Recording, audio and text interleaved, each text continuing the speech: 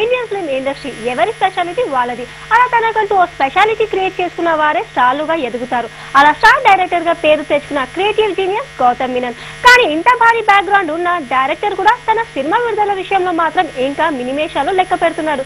ఇంతకీ ఏంటా సినిమా అనుకుంటున్నారా? అయితే స్టోరీ చూడండి.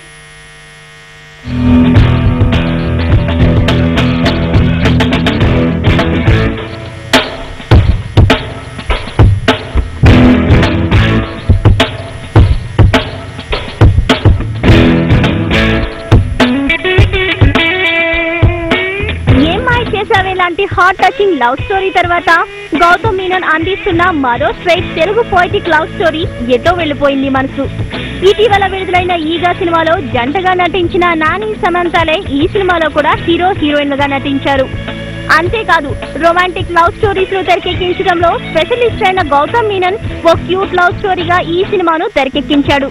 అన్నింటికన్నా ముఖ్యంగా మ్యూజిక్ మాస్ట్రో ఇళయరాజా చాలా కాలం తర్వాత తెలుగు సినిమాకి సంగీతం అందిస్తున్నాడు. ఇలాంటి ఎన్నో విశేషాలు ఈ సినిమాలో ఉన్నాయి.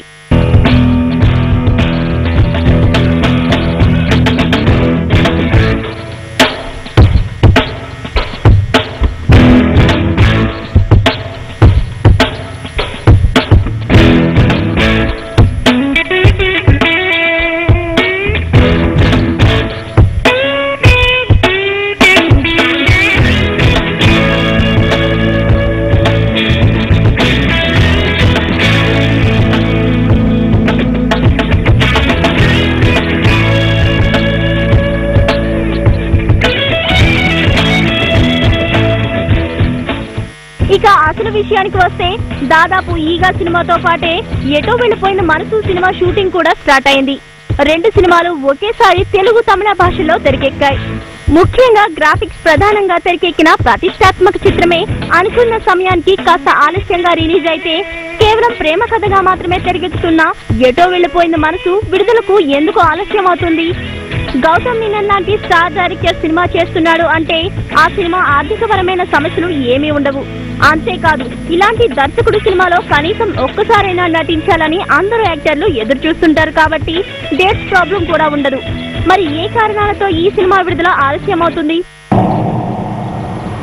ప్రియతమా నీ వచట కుశలమా నే నిజట కుశలమే. ప్రియతమా నే నిజట కుశలమే నీ వచట కుశలమా. ముందు నీ వచట తర్వాత నేనిచ్చట. అందుకే నువ్వు పాడడం మొదలు పెట్టగానే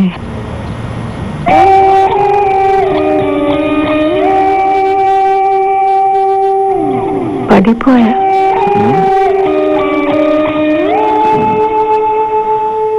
ఇళయరాజా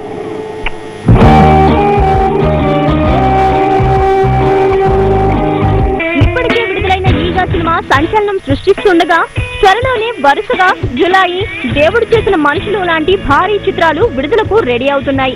ఈ కాంపిటీషన్ లో ఎటో వెళ్లిపోయిన మనసు సినిమా విడుదల చేయడం కరెక్ట్ కాదనే సినిమా విడుదల ఆలస్యం చేస్తున్నారని విశ్లేషకులు అంచనా వేస్తున్నారు. మరి అన్ని అడ్డంకులు దాటి ఈ సినిమా ఎప్పుడు విడుదలవుతుందో తెలియాలంటే మాత్రం మరికొన్ని రోజులు వేచి చూడాల్సిందే.